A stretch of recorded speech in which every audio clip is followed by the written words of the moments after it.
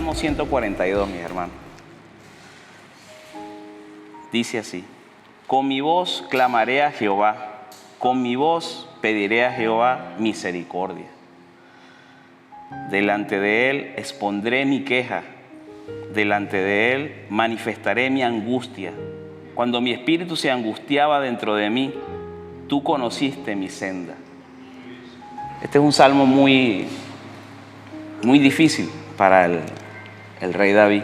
No era rey, estaba huyendo de Saúl, todo estaba mal, estaba al borde de la muerte y ya estaba dentro de la duda y la desesperación de sentirse abandonado por todos. No estaba huyendo con gente, no estaba huyendo con nadie, no tenía nada, ni siquiera tenía dónde reposar. Se presume que este salmo, de este momento de prueba tan difícil para David, él lo concibió, o Dios se lo dio dentro de la cueva donde se escondía. Cuevas pestilentes que se utilizaban como baños de viajeros en esa época en el reino de Israel. Ahí estaba David, huyendo, asustado, angustiado y quejumbroso, porque nosotros, los seres humanos, amamos al Señor, pero no deja de existir dentro de nosotros momentos de angustia y de queja. Pero acá en este Salmo 142, justamente yo hice un alto acá porque el mismo profeta hizo un alto y dijo: tú conoces mi senda. Fíjense, hay una palabra importante acá, que él no dijo: tú conoces mi camino. Él dijo: tú conoces mi senda.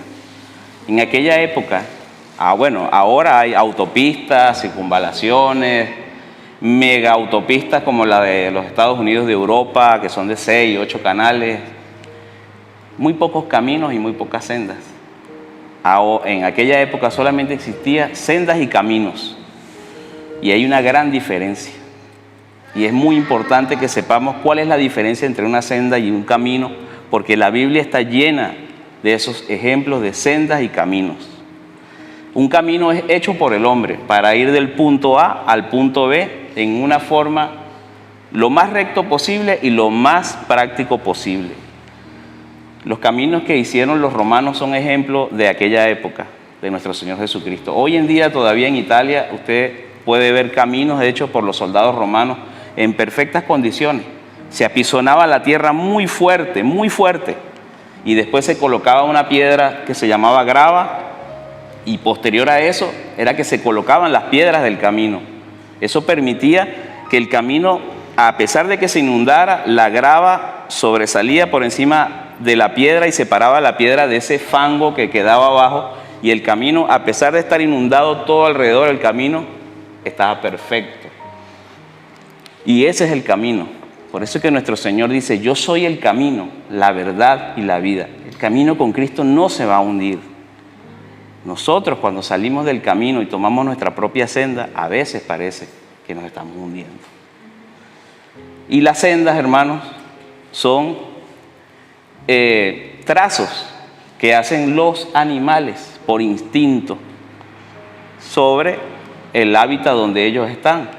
Ejemplo, vamos a poner el punto A, el bosque, y el punto B, un lago, donde los animales tienen que ir obligatoriamente a tomar agua.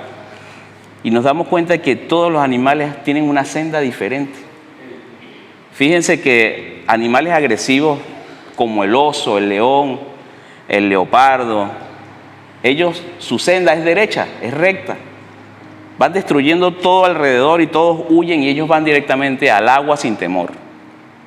No les importa lo que dejaron atrás, no retroceden y van al agua directamente. Animales como la serpiente van en forma de zigzag, inyectando su veneno a todo aquel que se atraviese, con mucho odio y con un instinto de que si no ataco primero voy a morir. Y así usted ve que la senda de la serpiente, sobre todo la venenosa, son zigzags hasta que llegan al sitio. Animales como el venado, como los ciervos, como las cabras salvajes, son sendas en forma expansiva de círculos y círculos y círculos, y parecen que no tienen sentido ni razón, pero llegan y tienen un punto de observación alto donde duran horas esperando a sentirse seguros para ir al abrevadero.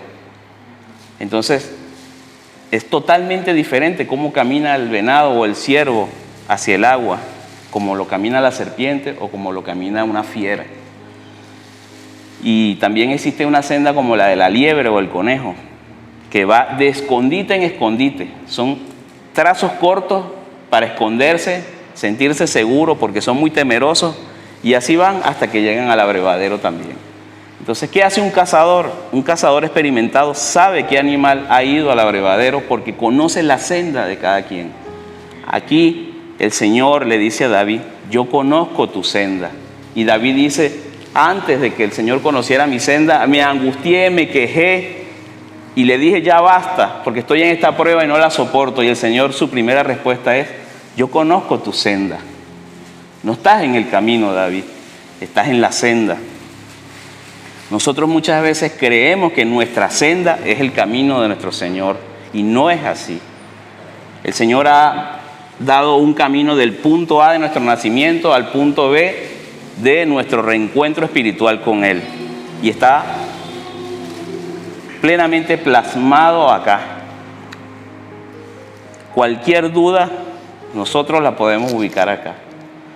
Pero ¿qué pasa, hermanos? Nosotros somos como el profeta, somos como Abraham, somos como todos los que han pasado. Cuando oramos y cuando entramos en esa intimidad con el Señor, lo hacemos también con nuestra carga emocional. No podemos orar sin las emociones. Las emociones son nuestras, son hermosas.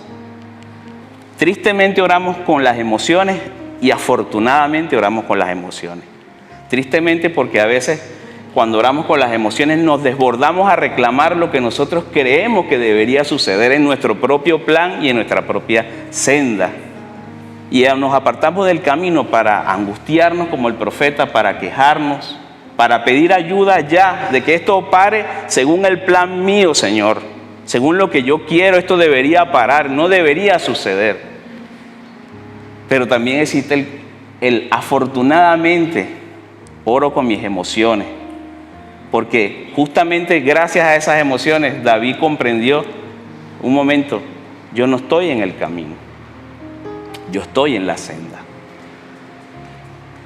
Cuando nosotros reconocemos que estamos apartados del camino porque creemos que nuestro plan es mejor, ahí es donde todas las cosas comienzan a salir mal y empezamos a quejarnos, empezamos a angustiarnos, empezamos a pensar de que algo está pasando porque el plan no está funcionando, y es muy duro estar en ese proceso. A veces es proceso de días, a veces es proceso de años, y tristemente a veces es un proceso de toda la vida. Pero el Señor es paciente, es hermoso, es amoroso. Sus brazos nos esperan abiertos a que veamos que el camino es claro, y nos enseña a orar nuevamente, y todo se transforma, porque justamente después de este versículo donde Él habla de la senda, todo el Salmo se convierte en la voluntad de Dios. Posteriormente viene el Salmo 143, muy ligado a donde ya la oración completa de David se transforma, y a pesar de que está angustiado, le dice al Señor: no puedo entrar en juicio contigo, nadie puede, ningún ser humano. Entonces ya está en el camino, y comienza y le dice al Señor: Señor, ¿cómo meditaba yo antes en tus obras y en tu palabra? Y se da cuenta, hermano, uno, que justamente lo que añoraba David no era la solución al problema, era que había descubierto que en el camino se está mejor, y que nosotros, hermanos, cuando estamos, como dice el Salmo 1, deleitados en la palabra del Señor y meditando en sus obras, las cosas salen mejor. Dios no nos envía a comprender el camino, Dios nos guía Él pasó por todo primero que nosotros. Nos enseñó. ¿Quién más sabe de angustia? ¿Quién ha orado hasta que vea lágrimas y gotas de sangre en su rostro y en sus vestimentas? Ninguno lo hemos podido hacer. Creo que hay personas que han estado en angustia extrema y hay hasta experimentos que se han hecho sociales con respecto a personas que le dicen mañana vas a ser ahorcado o mañana es tu sentencia de muerte, y esas personas en angustia extrema han bañado sus vestiduras de esa forma. Pero sin embargo creo que debe haber muy pocos cristianos que hayan llegado a esa angustia extrema. No los conozco, ¿no? Tal vez estoy hablando de más, pero nuestro Señor sí lo hizo por nosotros. Él, siendo el Rey de la Gloria, el Creador del universo, Él que controla todo con su mano poderosa, el que es amigo, hermano, Padre, Rey y Dios verdadero, único. Él ese día se separó de todo, de su linaje, de su poder, y se quedó 100% humano por nosotros. Y nos enseñó el camino y nos dijo, sí, va a haber momentos de angustia, pero yo ya pasé la prueba por ustedes. Y así Él pudo, en su peor momento antes de morir, salvar al ladrón, en el último momento. Porque para Dios no hay un último momento. Para nosotros sí, carnalmente siempre va a haber un último momento. En la eternidad ya tampoco va a haber tiempo, ni va a haber momentos antes o después. Va a haber la eternidad con Él o sin Él. Nosotros estamos llamados a creer, a tener fe, no a comprender. Hay gente que vive diciendo, esta doctrina debe ser así o cual otra. Y viven años tratando de defender un punto. Dios nos envía a predicar su palabra. Nos envía a contarle a las personas el testimonio de nosotros, de todo lo que hemos hecho, de todo lo que nos ha pasado. Miren, todos nosotros tenemos un punto donde parece que todo se estancó. En mi vida fue en el 2017, cuando no había nada, no aparecía nada. Y nos tocó, como quien dice, bajar al barranco a ver qué podíamos hacer con lo que ya habíamos sembrado. Y estábamos que ya como que apurábamos la siembra, la empujábamos. Y bueno, como todos, me empecé a quejar y me empecé a angustiar. Y empecé a hacer mis propios planes, ¿no? Y esos planes el Señor los desbarató porque no eran los planes de Cristo. Y me angustié más y me quejé más. Pero Dios es el Dios de detalles. Dios es el Dios del momento exacto y del punto exacto para hablar contigo. Y Dios se vale de cualquier instrumento de Él, santo, sublime, hermoso, para decirte que Él está ahí y que solamente debes creer. Fíjense que cuando todo está mal, hasta el tubo del fregadero se había roto y todas esas aguas estaban tiradas por todos lados por ese barranco que había que bajar. Entonces, y justamente estaban la siembra de nosotros ahí, y cuando uno bajaba a buscar terminaba más sucio y se caía y todo. Y bueno, un día yo me senté allá abajo en mi rutina de quejarme, y justamente de esas aguas, no sé si hace años anteriores alguien había sembrado con no muy buena visión de sembrar ají, tomates, todas esas cosas. Lo cierto es que esas aguas del fregadero regaron una parte que nunca se había regado y comenzó a salir ají, tomate. Y empezamos nosotros a hacer salsa con fideos, salsa con de todo. Y bueno, y empezamos.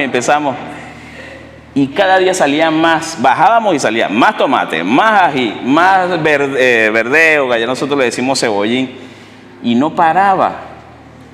O sea, entonces, tal vez en mi plan yo decía, tú tienes que darme el dinero, porque así yo iría al súper y haría. Pero el plan de Dios es un plan a detalle, o sea, no era lo que estaba sembrado o lo que salía, era su mensaje de decirme, mira, yo, el Señor, que de estas aguas negras fructifico la tierra, ¿acaso no te voy a poder ayudar? Y así fue. Y aquí estamos. Y no sabemos qué viene el día de mañana. Nadie lo sabe. No sabemos si continuamos moviéndonos, si nos quedamos, si nos vamos. Pero lo cierto es que Dios tiene un plan y Dios tiene un propósito y Dios tiene una meta. Y la meta es la intimidad con nosotros. Una intimidad preciosa para Él. Porque dice el Salmo 51, porque tú amas lo íntimo. Y en lo secreto me haces comprender sabiduría. Hermanos, Dios nos espera con brazos abiertos en el camino de la oración y de la adoración. A veces no tenemos ganas de orar, pero la mejor oración cuando no hay ganas de orar es: Señor, no sé, me siento vacío, no tengo nada que decirte, pero ¿sabes qué? Te podría escuchar. Y disfrutes, hermano, el silencio de Dios. Porque tenga cuidado, porque tal vez le pase como el profeta Elías, cuando el Señor le dijo: ¿qué haces ahí? ¿Qué haces ahí, Elías? Así nos dice a nosotros también: ¿qué haces ahí? Busquemos al Señor mientras pueda ser hallado. Y nosotros lo podemos buscar las 24 horas del día por medio de su palabra y por medio de la oración. La oración del Señor, tal vez en las películas nos han dicho, es: arrodillaos, dedícale por acá un tiempo. Sí, sería muy bueno, pero nosotros trabajamos, somos padres, algunos todavía somos hijos de alguien y vivimos en este mundo. Y nosotros, hermanos, debemos, dentro de nuestras actividades, hacerlas con Cristo. Y es muy hermoso cuando comenzamos a hacer las cosas con el Señor. Señor, ayúdame a fregar estos platos porque me tocó. Y comenzamos a hablar con Él. Y no hay nada mejor que eso. Miren, hermanos, nadie dijo que iba a ser fácil, porque no lo es. Y lo más seguro es que se vaya a poner peor. Justamente ayer, cuando estaba revisando estos dos salmos, veía con tristeza que en Europa ya con la cuestión de la libertad de género, ya hay profesionales que ya van vestidos de la forma como quieren enseñar ahora a los niños, y comparten con los niños y les explican y desnudan a los niños para decirles que no deben tener pudor delante de una niña y este es el tiempo que nos toca vivir, porque la venida del Señor, dice su palabra, será como los días de Sodoma y Gomorra. Es inevitable que se cumpla su palabra, porque no se va a dejar de cumplir.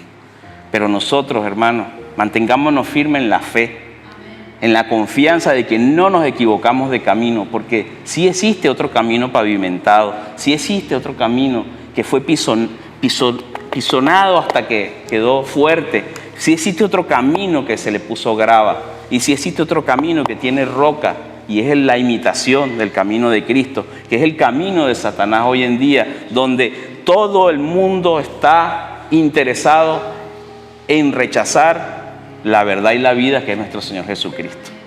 ¿Por qué ahora estas generaciones están preparándose para que una niña de 5 años salga en las redes sociales diciendo: no, es un embrión, no es un ser humano? Entonces, cuando esa criatura tenga 20 años, ¿qué va a decir? Ya esa generación no va a querer saber nada del Señor, porque ya cree que va por un camino, y ese camino el apóstol Pablo dijo que era la concupiscencia, y el apóstol Juan en sus cartas dijo que era la práctica del pecado, porque nosotros debemos diferenciar en que una cosa es pecar y otra cosa es transitar el camino de Satanás cuando practicamos y se nos hace un hábito, y eso nos separa, porque en el camino de Cristo nosotros no podemos ser practicantes de cosas que van ajenas a la voluntad de Él, y debemos reconocer cuando esas cosas nos interrumpen el transitar en la vida cristiana y nos llevan a apartarnos un poco del camino recto que tiene el Señor con sus brazos abiertos para nosotros. Pidamos fortaleza, pidamos dirección, discernimiento de palabra y de espíritu. Y sobre todo, hermanos, pidamos mucha paz en nuestro corazón, porque con la paz de Cristo es que nosotros podemos entender. Si no tenemos paz, vamos a vivir como este profeta, que justamente en esa cueva no podía pensar en nada. Solamente pensaba y le dije, estoy angustiado, me quejo de esto, no quiero esto, esta prueba no la quiero. Pero fíjense, lo más hermoso de David es que él rectificaba.